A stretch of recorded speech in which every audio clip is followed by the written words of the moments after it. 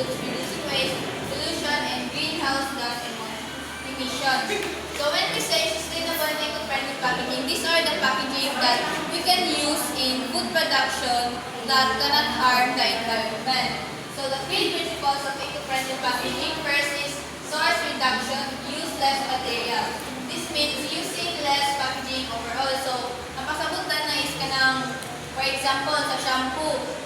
Kung mag-buy po sa shampoo, pwede magkatong naa sa bottle. Mas kuhan to siya, mas maka-help siya sa environment na maka-reduce sa waste siya, sa shade na shampoo. Second is recyclability, means the packaging can realistically be collected and processed by recycling systems. So, ang naiuban ng mga packaging na pwede rin nila waon balik para ma-recycle. For example, kanan sa mga soft drinks, ilan nang ginalibyuhan para ma-produce balik. The third is circulatory. It aims to keep materials in use for longer, such as using recycled content and recycling packaging, so it can return to the recycling loop. Same nagyan po din siya ang circulatory sa recyclability.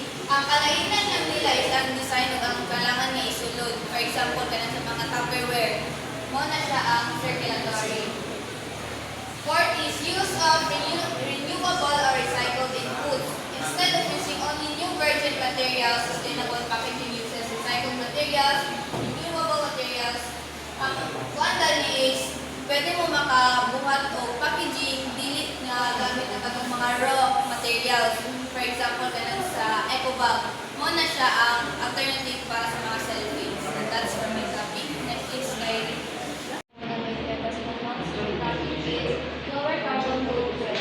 Different materials and manufacturing processes include different amounts of greenhouse gases.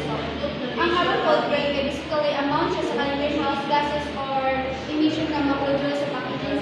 Different materials and manufacturing processes they are na-include ng mga amounts sa emission na ilang ma-produce. So ang goal sa eco-friendly packaging is to reduce the emission gikan sa pag-imo sa packaging, transportation, paggamit sa hangtod sa disposal. So like for example, if like wait lang ang packaging, mas less fuel ang magamit during sa transportation. Sa lower carbon footprint, it means less emission and less harm to the environment. So next is safer and applied options. An eco-friendly packaging design should be have a clear end lifespan. So ang end of life is usay may tabo sa packaging after na ito siya gamiton. So ideally, kuan gyud ang packaging dapat din siya is cycle where possible. If siya magamit pa siya, compost if truly can decompose in real facilities. Reuse if there's a system to return it. The goal is to avoid packaging becoming long-lasting trash.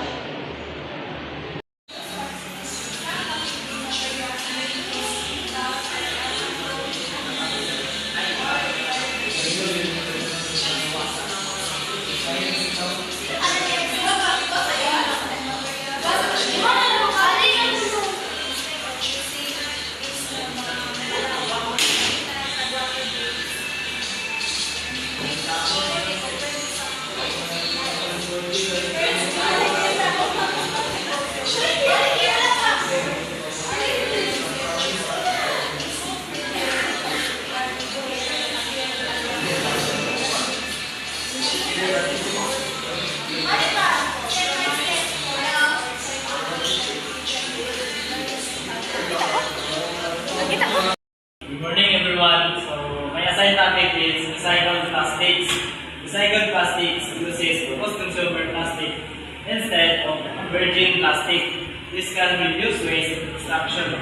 However, it is challenging because contamination of food residue and mixed plastics at lower quality. So some recycled plastic also have limits in food packaging application.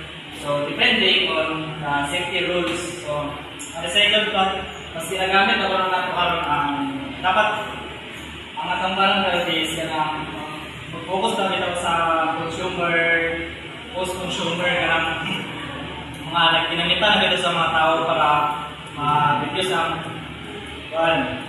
ang waste sa mga raw materials nga instead nga mag-kuha raw materials nga bago.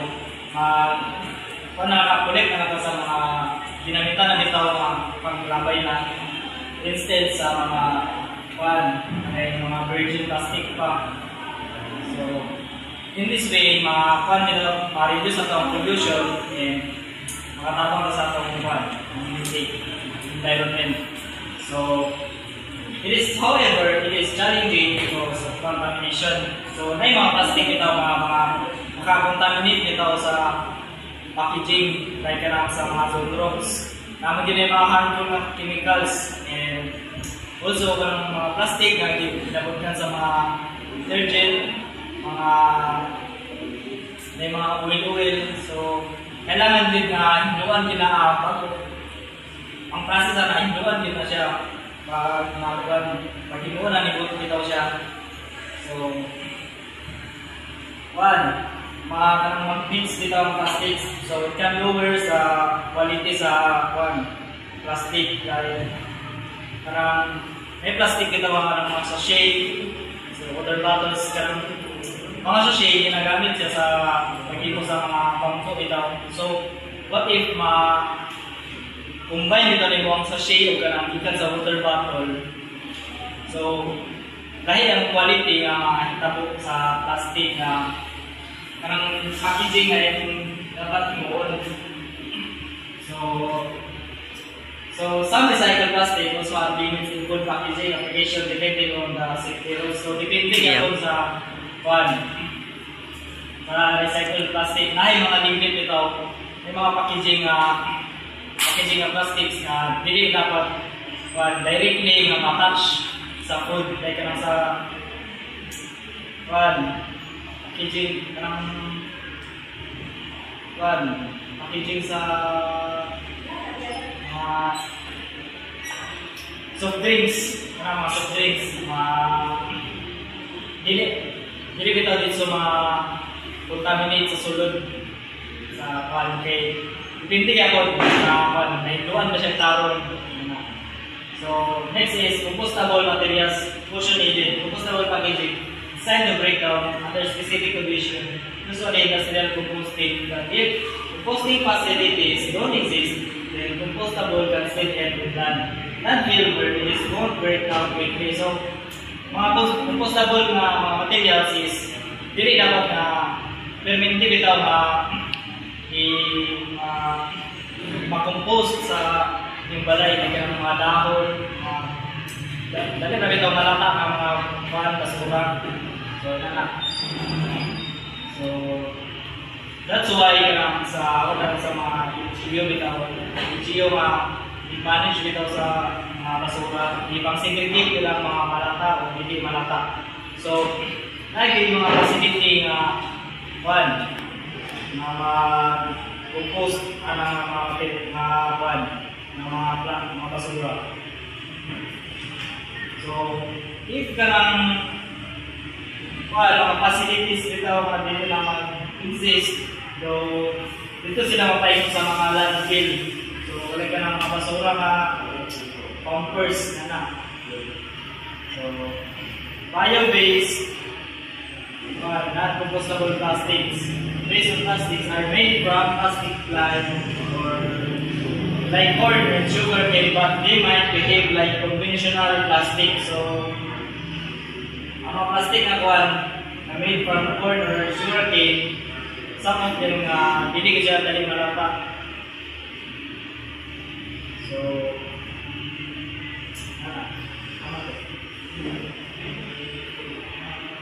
there is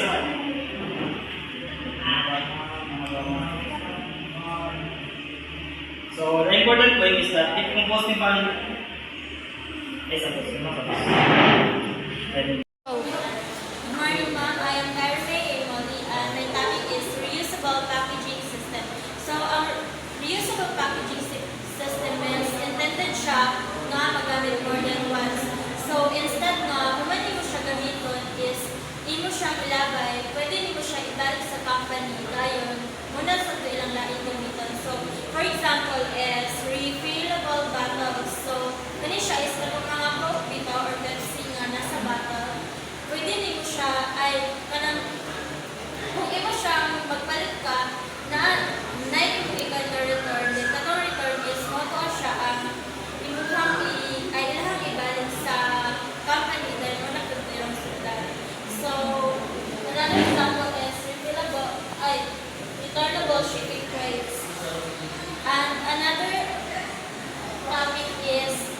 reusable container for deliveries. Good morning, ma'am. My name is Carmen Molly, and my topic is reusable packaging system. So, ang reusable packaging system is intended na siya na magamit more than once. So, instead na man siya gamiton, hindi mo siyang ilagay, pwede siya imuhang ibalik sa company dahil mo na kailang sundan ito. So, for example, ani is refillable bottles. So, kaniya siya is katong itong mga coke na kung magpalit ng coke is mag-kuan tag return sa yahat. Then, katong return is mo siya ang balik sa company din mo na kailang sudlan, ila lang i-clean. So, another example is returnable